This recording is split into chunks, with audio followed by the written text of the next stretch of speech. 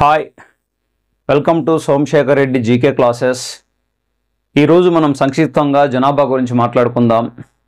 జనాభా అధ్యయన శాస్త్రాన్ని డెమోగ్రఫీ అని పిలుస్తారు. జనాభా గురించి చదివేటువంటి శాస్త్రాన్ని డెమోగ్రఫీ అంటారు. భారతదేశంలో మనం పరిశీలిస్తే మొట్టమొదటిసారిగా భారతదేశంలో జనాభా లెక్కల్ని అనధికారికంగా 1830 ఆ ప్రాంతంలో ఇప్పుడున్నటువంటి బంగ్లాదేశ్ యొక్క రాజధాని ఢాకా, ఒకప్పుడు అది భారతదేశంలో భాగమే. ఆ ఢాకాలో హెన్రీ వాల్టన్ అనే వ్యక్తి, ఒక బ్రిటిష్ వ్యక్తి మొట్టమొదటిసారిగా సేకరించారు. అందుకే భారతదేశ జనాభా లెక్కల పితామహుడుగా హెన్రీ వాల్టన్ను పిలుస్తారు. అయితే మన దేశం అధికారికంగా మొట్టమొదటిసారిగా జనాభా లెక్కలను సేకరించింది 1872. అప్పటి British viceroy lord Mayo British వైస్రాయ్గా ఉన్నప్పుడు భారతదేశంలో మొట్టమొదటిసారిగా జనాభా లెక్కలను సేకరించారు. ప్రతి 10 ఏళ్ళకోసారి జనాభా లెక్కల్ని కంటిన్యూస్గా 1872 కాకుండా 1881 నుంచి సేకరిస్తున్నారు. 2011 నాటికి 15 సార్లు జనాభా లెక్కలు పూర్తి కాబడ్డాయి. 2021 జనాభా లెక్కలు అనేవి 16వ జనాభా లెక్కలు. జనాభా లెక్కల్ని సేకరించే బాధ్యత కేంద్ర హోంశాఖ తీసుకుంటుంది. కేంద్ర హోంశాఖ రాష్ట్రాల సహకారంతో జనాభా లెక్కల్ని సేకరిస్తుంది. దీనికంటూ ప్రత్యేకంగా ఒక రిజిస్ట్రార్ జనరల్, సెన్సస్ సంబంధించి ఒక రిజిస్ట్రార్ జనరల్ ఉంటారు. ఆయన ఆధ్వర్యంలో జనాభా లెక్కల సేకరణ జరుగుతుంది.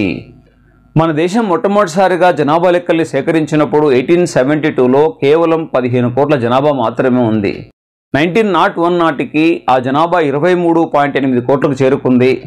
ఆ తర్వాత 1951 స్వాతంత్రం తర్వాత జనాభా లెక్కలు సేకరించినప్పుడు 36.1 కోట్లకు చేరుకుంది. 2001లో 102.7 కోట్లు, ఆ తర్వాత 2011లో 121.07 కోట్లకు చేరుకుంది. 2021 అధికారికంగా ఇంకా ప్రకటించలేదు. ఐక్యరాజ్య సమితి గత సంవత్సరం ప్రకటించిన దాని ప్రకారం 42 కోట్లకు పైగా జనాభా ఉందని చెప్పడం జరిగింది. కానీ భారతదేశం ఇప్పటివరకు అధికారికంగా ఇంకా 2021 జనాభా లెక్కలు అన్ని రాష్ట్రాల్లో పూర్తి కాలేదు. కాబట్టి ఆ ప్రకటించినప్పుడు మనం జనాభాని తెలిసిపోతుంది. ఈ జనాభా లెక్కల ద్వారా జనాభా మాత్రమే కాకుండా జనసాంద్రత, జనాభా వృద్ధి రేటు, స్త్రీ పురుష నిష్పత్తి, అక్షరాస్యత మరియు 2021 జనాభా లెక్కల్లో కులగణన కూడా, అంటే 1931 తర్వాత మనం 1921 ఏమంటారు జనాభా లెక్కల చరిత్రలో అంటే గొప్ప జనాభా విభాజక సంవత్సరంగా పిలుస్తారు. ఎందుకంటే 1921లో జనాభా తగ్గిపోయింది. 1911తో పోల్చినప్పుడు 21 నాటికి జనాభా తగ్గింది. కాబట్టి ఆ సంవత్సరాన్ని గొప్ప జనాభా విభాజక సంవత్సరంగా పిలుస్తారు. ప్రపంచ జనాభా దినోత్సవాన్ని ప్రతి సంవత్సరం జూలై 11న పాటిస్తారు.